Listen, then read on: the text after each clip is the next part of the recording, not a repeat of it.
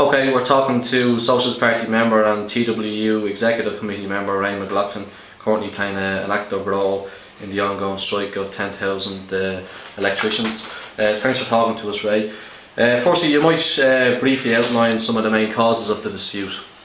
Well, the dispute has been brewing for a while now.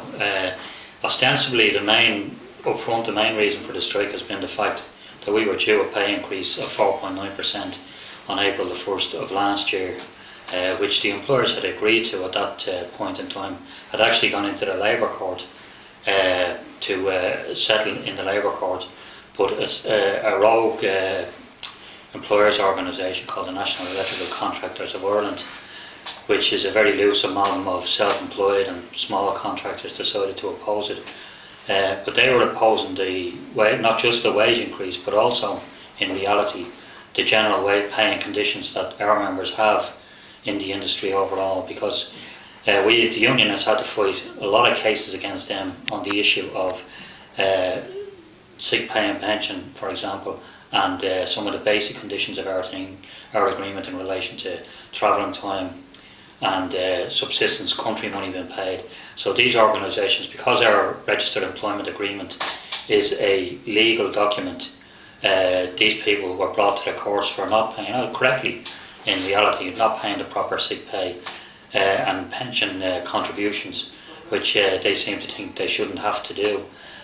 So they moved the High Court injunction against the suspension to try and suspend the payment of the increase, and also then to try and raise the issue of what the legality of the registered employment agreement itself, because it is in their interest to do so. At that point, the major employers' organisations, the Electrical Contractors Association and the Association of Electrical Contractors in Ireland, decided that they would renege on their agreement to pay the increase, and pulled back and didn't pay the increase. Some employers initially did, and then stopped it a few weeks later. Now, the union took the course at the time of fighting these attempts to cut across the REA and the wage increase through legal channels and through Labour Court hearings, without really using the power or the anger of the membership on the ground. But they did seem to feel that they would win their case, which effectively they did win the case in legal terms. Within the court, the employers, or the National Electrical Contractors of Ireland, backed down on the injunction, but in the Labour Court, the Labour Court didn't agree to pay the increase, whereas in reality the union should have been involved in the membership from day one and trying to push the issue, and we probably should have gone on strike at the early stages, perhaps even a year ago. But that's the background and the reasons why all those legal moves ran out in February, and the employers refused attempts to get them to pay the increase, and that's why it's been brought to a head now. Okay, but in the current climate of job losses and wage cuts and so on, are the demands of the electricians justified?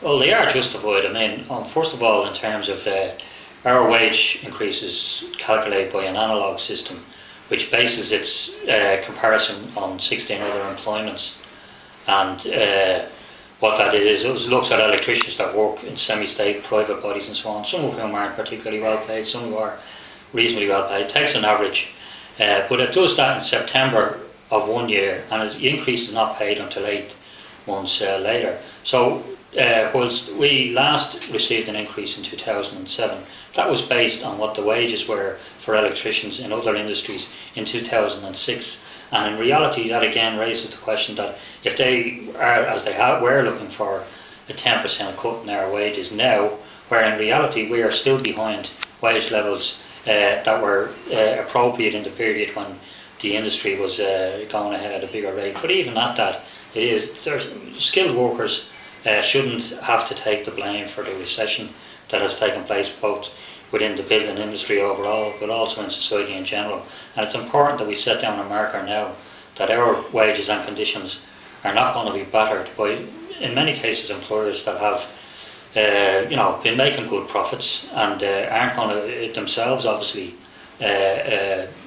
undergo any great hardship. And so in reality, if jobs will be maintained in the industry overall, they should be maintained with good wages and conditions. I think Tom Parlin, the leader of the Construction Industry Federation, has described those taking action as lunatics. What do you say to that? Well, for the most part, it's not true. But obviously, I mean, the fellow has an absolute neck in terms of, first of all, his political background. And it was the likes of him who obviously led the charge with the PDs on neoliberal attacks on workers' conditions and so on in society overall. But also then within the CIF, he has made it a personal campaign to try and reduce wages by 10%. And people like him in reality are representing people who have caused the problem within society, the developers, the spivs in reality, who made fortunes in the last number of years, and who are not in reality suffering either in terms, perhaps not even financially to any great extent, but certainly not suffering any legal consequences. So in reality, those are the lunatics that have wrecked the economic system in the country. And I suppose the Irish Congress of Trade Unions has come out in support of your struggle. Do you think that indicates maybe that this is more than just a dispute about a pay claim? Do you think maybe that there's broader, more fundamental issues here that the unions need to address? Well, obviously there are. I mean, in terms of the broader issues, and the unions, particularly the construction union supporting the TEEU, that has come obviously because they understand, the leadership of those unions understand, that if we were beaten in this particular dispute, all other registered employment agreements in the industry would be under danger.